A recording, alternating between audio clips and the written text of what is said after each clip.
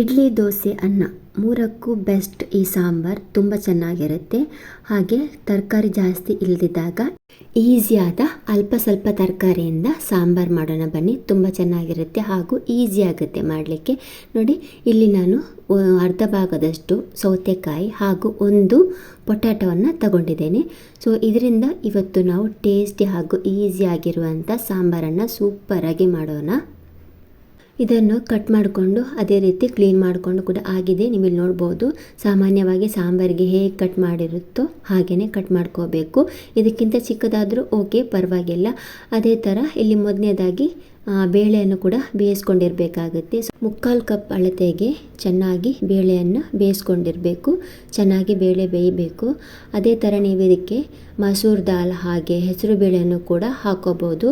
ಈ ಮಸೂರ್ ದಾಲ್ ಹೆಸರು ಬೇಳೆಯನ್ನು ಹಾಕ್ಕೊಂಡ್ರೆ ನೀವು ತೊಗರಿಬೇಳೆ ಪ್ರಮಾಣ ಜಾಸ್ತಿ ಹಾಕಿ ತಗೊಳ್ಬೇಕಾಗತ್ತೆ. ಇದಕ್ಕೆ ಮಿಕ್ಸ್ ದಾಲ್ ಹಾಕೋದ್ರಿಂದ ಅಂದರೆ ಹೆಸರು ಬೇಳೆ ಹಾಗೂ ಮಸೂರ್ ದಾಲ್ ಮಿಕ್ಸ್ ಹಾಕ್ಕೊಂಡ್ರೆ ಸಾಂಬಾರು ಸಖತ್ತಾಗಿ ಸೂಪರಾಗಿ ರೆಡಿ ಆಗುತ್ತೆ.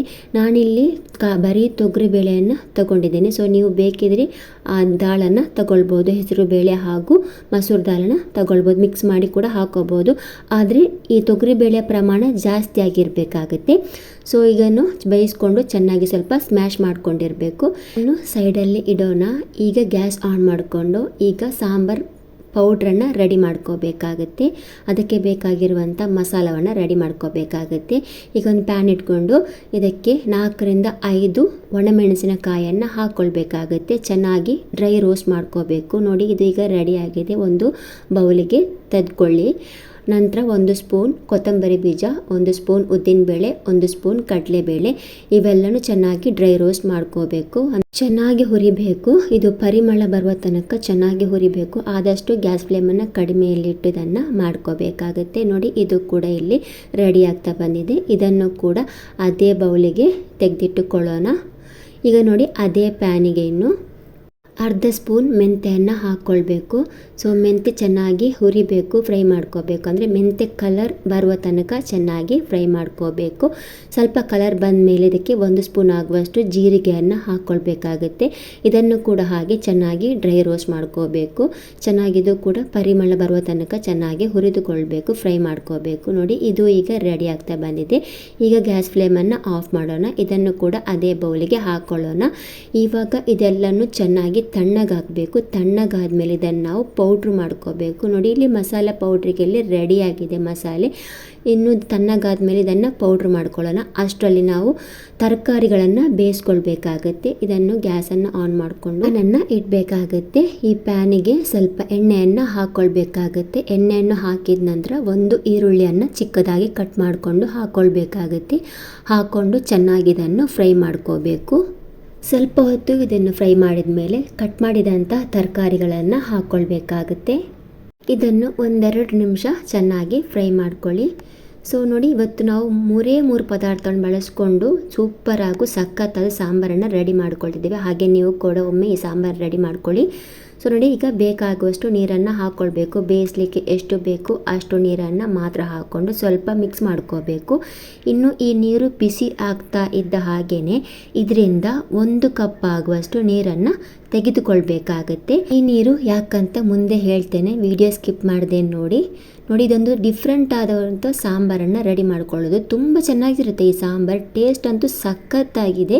ನೋಡಿ, ಇದನ್ನು 1 ಕಪ್ ನೀರನ್ನು, ಈ ಬಿಸಿ ನೀರನ್ನು ತೆಗೆದುಕೊಳ್ಬೇಕಾಗತ್ತೆ. ಇದರಿಂದಲೂ ನಿಮಗೆ ಸಾಂಬಾರು ಟೇಸ್ಟಾಗಿ ಬರುತ್ತೆ. ನೋಡಿ, ಈಗ ಇದಕ್ಕೆ ನೀರು ತೆಗೆದ ಮೇಲೆ ಇದಕ್ಕೆ ಸ್ವಲ್ಪ ಹುಣಸೆ ಹಣ್ಣಿನ ರಸವನ್ನು ನೆನೆಸಿಡಬೇಕು. ಇದೇ ನೀರಿಗೆ, ಈ ಬಿಸಿ ನೀರಿಗೆ ಹುಣಸೆ ಹಣ್ಣಿನ ರಸವನ್ನು ನೆನೆಸಿಡಬೇಕು. ಇದನ್ನೊಂದು ಸೈಡಲ್ಲಿ ಇಟ್ಟಿರಿ. ನೋಡಿ, ನಾವು ಸಾಂಬಾರೆಲ್ಲ ನಾರ್ಮಲ್ ಸಾಂಬಾರು ಮಾಡುವಾಗ ನಾವು ತಣ್ಣೀರಲ್ಲಿ ಈ ಹುಣಸೆ ಹಣ್ಣನ್ನು ನೆನೆಸಿಡ್ತೇವೆ. ಕೆಲವೊಬ್ಬರು ತಣ್ಣೀರಲ್ಲಿ ಕೂಡ ನೆನೆಸಿಡ್ತಾರೆ, ಇನ್ನು ಕೆಲವೊಬ್ಬರು ಬಿಸಿನೀರಲ್ಲಿ ಕೂಡ ನೆನೆಸಿಡ್ತಾರೆ, ನಾರ್ಮಲ್ ವಾಟ್ರಲ್ಲಿ ಕೂಡ ನೆನೆಸಿಡ್ತಾರೆ. ಬಟ್ ಈ ಸಾಂಬಾರಿಗೆ ಈ ರೀತಿ ಮಾಡ್ಕೋಬೇಕು. ತುಂಬ ಚೆನ್ನಾಗಿ ಟೇಸ್ಟ್ ಬರುತ್ತೆ ಹಾಗೂ ಸೂಪರಾಗಿರುತ್ತೆ ಟೇಸ್ಟ್. ಇದನ್ನು ಸ್ವಲ್ಪ ಹೊತ್ತು ಹೀಗೇ ಬೇಯಿಸ್ಕೋಬೇಕು. ನೋಡಿ, ಚೆನ್ನಾಗಿ ತರಕಾರಿ ಬೇಯುವವರೆಗೆ ಚೆನ್ನಾಗಿ ಇದನ್ನು ಬೇಯಿಸ್ಕೋಬೇಕು. ಅಷ್ಟರಲ್ಲಿ ಇಲ್ಲಿ ನಾವು ಮಸಾಲ ತಣ್ಣಗಾಗಿದೆ ಅಂತ ನೋಡೋಣ, ಅದನ್ನು ಪೌಡ್ರ್ ಮಾಡ್ಕೊಳ್ಳೋಣ ಬನ್ನಿ. ನೋಡಿ ಇಲ್ಲಿ ಮಸಾಲೆ ಕೂಡ ತಣ್ಣಗಾಗಿದೆ. ಈಗ ಜಾರ್ ತಗೊಂಡು ಇದಕ್ಕೆ ಮಸಾಲವನ್ನು, ಹುರಿದಿರುವಂಥ ಮಸಾಲವನ್ನು ಇದಕ್ಕೆ ಹಾಕ್ಕೊಳ್ಬೇಕು. ಹಾಕ್ಕೊಂಡು ನೈಸಾಗಿ ಇದನ್ನು ಪೌಡ್ರ್ ಮಾಡ್ಕೊಳ್ಬೇಕು. ನೋಡಿ, ಈ ಸಾಂಬಾರ್ ಪೌಡರ್ ಮಾಡುವಾಗ ಇಷ್ಟು ನೀವು ಪದಾರ್ಥಗಳನ್ನು ಹಾಕಿದರೆ ಸಾಕು, ಚೆನ್ನಾಗಿರುತ್ತೆ ಸಾಂಬಾರ್. ಸ್ಮೆಲ್ ಕೂಡ ಚೆನ್ನಾಗಿರುತ್ತೆ, ಅಷ್ಟೇ ರುಚಿ ಕೂಡ ಸಾಂಬಾರ್ ಆಗುತ್ತೆ. ಸೊ ನೋಡಿ, ಇಲ್ಲಿ ಹೋಮ್ ಮೇಡ್ ಸಾಂಬಾರ್ ಪೌಡರ್ ರೆಡಿಯಾಗಿದೆ. ಅಂಗಡಿಗಿಂತ ಈ ಸಾಂಬಾರ್ ಪೌಡರ್ ತುಂಬ ಚೆನ್ನಾಗಿರುತ್ತೆ ಹಾಗೂ ತುಂಬಾ ಒಂದು ಪರಿಮಳ ಇದ್ರದ್ದು. ಸೊ ನೀವು ಕೂಡ ಒಮ್ಮೆ ಈ ಸಾಂಬಾರ್ ಪೌಡರ್ನ ರೆಡಿ ಮಾಡಿಕೊಂಡು ಇಟ್ಟಿರಿ. ನಿಮಗೆ ಯಾವಾಗ ಬೇಕಾದರೂ ಸಾಂಬಾರು ಮಾಡಲಿಕ್ಕೆ ಬೇಕಾಗ್ಬೋದು. ಜಾಸ್ತಿ ಪ್ರಮಾಣದಲ್ಲಿ ಮಾಡಿಟ್ರೆ ಯಾವಾಗ ಬೇಕಾದರೂ ನಾವು ಈ ಸಾಂಬಾರನ್ನು ರೆಡಿ ಮಾಡ್ಕೋಬೋದು. ಈ ಪೌಡ್ರಿಂದ ತುಂಬ ಚೆನ್ನಾಗಿರುತ್ತೆ. ನೋಡಿ, ಈಗ ಇಲ್ಲಿ ತರಕಾರಿ ಕೂಡ ಬೇಯಲಿಲ್ಲ, ಇನ್ನೂ ಸ್ವಲ್ಪ ಬೇಯಬೇಕು, ಸ್ವಲ್ಪ ಗಟ್ಟಿಯಾಗೇ ಇದೆ. ಇದನ್ನು ನೀವು ಕುಕ್ಕರ್ನಲ್ಲಿ ಕೂಡ ಮಾಡ್ಬೋದು, ತುಂಬ ಬೇಗ ಆಗುತ್ತೆ ಕುಕ್ಕರ್ನಲ್ಲಿ ಮಾಡಿಕೊಂಡ್ರೆ. ನೋಡಿ, ಈಗ ತರಕಾರಿ ಈಗ ಚೆನ್ನಾಗಿ ಬೆಂದಿದೆ ಇಲ್ವಾ ಅಂತ ಚೆಕ್ ಮಾಡೋಣ. ನೋಡಿ, ಆಲ್ಮೋಸ್ಟ್ ತರಕಾರಿ ಚೆನ್ನಾಗಿ ಬೆಂದಿದೆ, ನೀವಿಲ್ಲಿ ನೋಡ್ಬೋದು.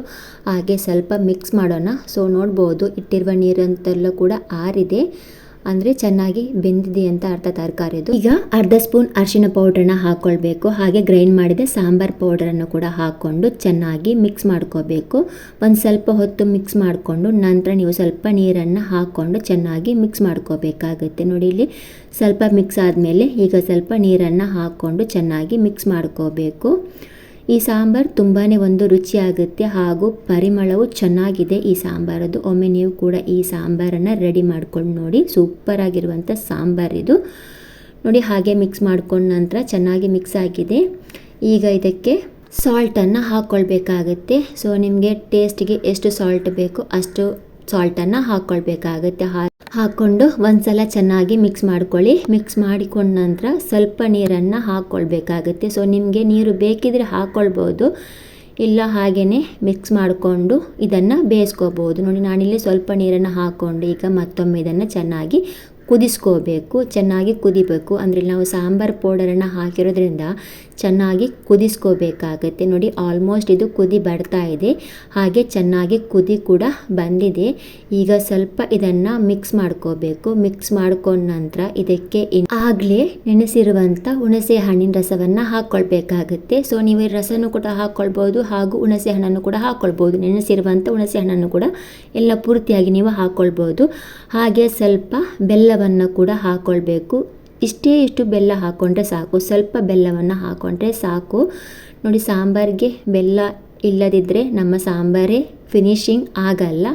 ಸ್ವಲ್ಪ ಬೆಲ್ಲವನ್ನು ಹಾಕ್ಕೊಂಡು ಮಿಕ್ಸ್ ಮಾಡಿ ನಂತರ ಇಲ್ಲಿ ಬೇಯಿಸಿರುವಂಥ ದಾಲನ್ನು ಕೂಡ ಇದಕ್ಕೆ ಹಾಕ್ಕೊಳ್ಬೇಕು. ಹಾಕ್ಕೊಂಡು ಚೆನ್ನಾಗಿ ಮಿಕ್ಸ್ ಮಾಡಬೇಕು.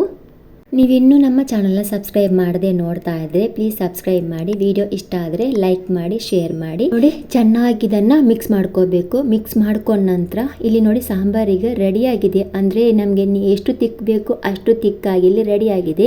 ನಿಮಗೆ ಇನ್ನೂ ಕೂಡ ಸ್ವಲ್ಪ ನೀರು ಥರ ಬೇಕಿದ್ರೆ ನೀವು ನೀರನ್ನು ಹಾಕ್ಕೊಳ್ಬೋದು. ಸೊ ನೋಡಿ, ಸಾಂಬಾರು ಎಷ್ಟು ನೀರಿದ್ರೂ ಅಷ್ಟೇ ಚೆನ್ನಾಗಿ ತಿಕ್ಕಾಗಿ ಬರುತ್ತೆ. ಜಾಸ್ತಿ ನೀರಾಗಿದ್ರೂ ಪರವಾಗಿಲ್ಲ, ಆ ಸಾಂಬಾರು ತಣ್ಣಗಾದ್ಮೇಲೆ ಇನ್ನೂ ತಿಕ್ಕಾಗಿ ಬರುತ್ತೆ. ಸೊ ನಾನು ಇಲ್ಲಿ ನೀರು ಹಾಕ್ಕೊಳ್ಳಲ್ಲ. ನೋಡಿ, ಕರೆಕ್ಟ್ ಕನ್ಸಿಸ್ಟೆನ್ಸಿಯಲ್ಲಿದೆ. ಸೊ ನೋಡ್ಬೋದು. ಈಗ ಲಿಡ್ಡನ್ನು ಕ್ಲೋಸ್ ಮಾಡಿಕೊಂಡು ಚೆನ್ನಾಗಿ ಕುದಿಸ್ಕೋಬೇಕು. ಸೊ ಸಾಂಬಾರು ಎಷ್ಟು ಚೆನ್ನಾಗಿ ಕುದಿ ಬರುತ್ತೋ ಅಷ್ಟು ಚೆನ್ನಾಗಿ ನಿಮಗೆ ಟೇಸ್ಟ್ ಕೂಡ ಚೆನ್ನಾಗಿರುತ್ತೆ. ಸಾಂಬಾರದು ಚೆನ್ನಾಗಿ ಕುದಿಸ್ಕೋಬೇಕು.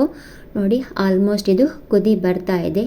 ಈ ಮಧ್ಯೆ ಸ್ವಲ್ಪ ಇದನ್ನು ಮಿಕ್ಸ್ ಮಾಡ್ಕೋಬೇಕು. ನೋಡಿ, ಚೆನ್ನಾಗಿ ಕುದಿ ಬರಬೇಕಿದು. ಅದರ ಮಧ್ಯೆ ಸ್ವಲ್ಪ ಇದನ್ನು ಮಿಕ್ಸ್ ಮಾಡ್ಕೋಬೇಕು, ಇಲ್ಲದಿದ್ದರೆ ಇದು ತಳ ಹಿಡಿಯಬಹುದು. ಹಾಗಾಗಿ ಸ್ವಲ್ಪ ಮಿಕ್ಸ್ ಮಾಡ್ಕೊಳ್ಬೇಕು. ನೋಡಿ, ಸಾಂಬಾರು ಸ್ವಲ್ಪ ನೀರಾಗೇ ಇದೆ, ಪರವಾಗಿಲ್ಲ. ಇದು ಚೆನ್ನಾಗಿ ಕುದಿ ಬಂದ ಮೇಲೆ ಇನ್ನೂ ಕೂಡ ಚೆನ್ನಾಗಿದ್ದು ತಿಕ್ಕಾಗುತ್ತೆ. ಅದನ್ನು ಕೂಡ ನಿಮಗೆ ತೋರಿಸ್ತೇನೆ ಸಾಂಬಾರು ಹೇಗೆ ರೆಡಿ ಆಗಿದೆ ಅಂತ. ಇದನ್ನು ಲಿಡ್ಡನ್ನು ಕ್ಲೋಸ್ ಮಾಡ್ಕೋಬಾರ್ದು, ಹಾಗೇನು ಇದನ್ನು ಚೆನ್ನಾಗಿ ಕುದಿಸ್ಕೋಬೇಕು. ಸ್ವಲ್ಪ ಹೊತ್ತು ಕುದಿ ಬಂದರೆ ಸಾಕಾಗುತ್ತೆ. ಸೊ ಸಾಂಬಾರು ಎಷ್ಟು ಚೆನ್ನಾಗಿ ಕುದಿಯುತ್ತೋ ಅಷ್ಟು ಚೆನ್ನಾಗಿ ಟೇಸ್ಟ್ ಕೂಡ ಸಾಂಬಾರಿಗೆ ಬರುತ್ತೆ. ನೋಡಿ, ಸಾಂಬಾರಿಗೆ ರೆಡಿಯಾಗಿದೆ. ಈಗ ಇದಕ್ಕೆ ಒಗ್ಗರಣೆ ಹಾಕೋಬೇಕು. ಒಗ್ಗರಣೆ ಪ್ಯಾನನ್ನು ಗ್ಯಾಸ್ ಮೇಲೆ ಇಡಬೇಕಾಗುತ್ತೆ.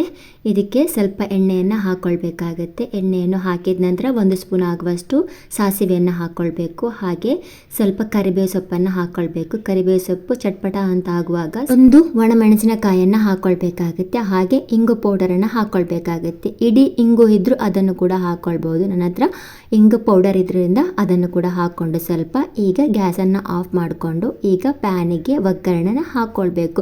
ಇಷ್ಟಾದರೆ ನಿಮ್ಮ ಮುಂದೆ ಬಿಸಿ ಬಿಸಿಯಾದ ರುಚಿಯಾದ ಸಾಂಬಾರ್ ರೆಡಿಯಾಗಿದೆ. ನೋಡಿ, 3 ವಸ್ತುವನ್ನು ಬಳಸ್ಕೊಂಡು ಅಂದರೆ ಪದಾರ್ಥವನ್ನು ಬಳಸ್ಕೊಂಡು ಸೂಪರ್ ಆಗಿರುವಂಥ ಸಾಂಬಾರ್ ರೆಡಿಯಾಗಿದೆ.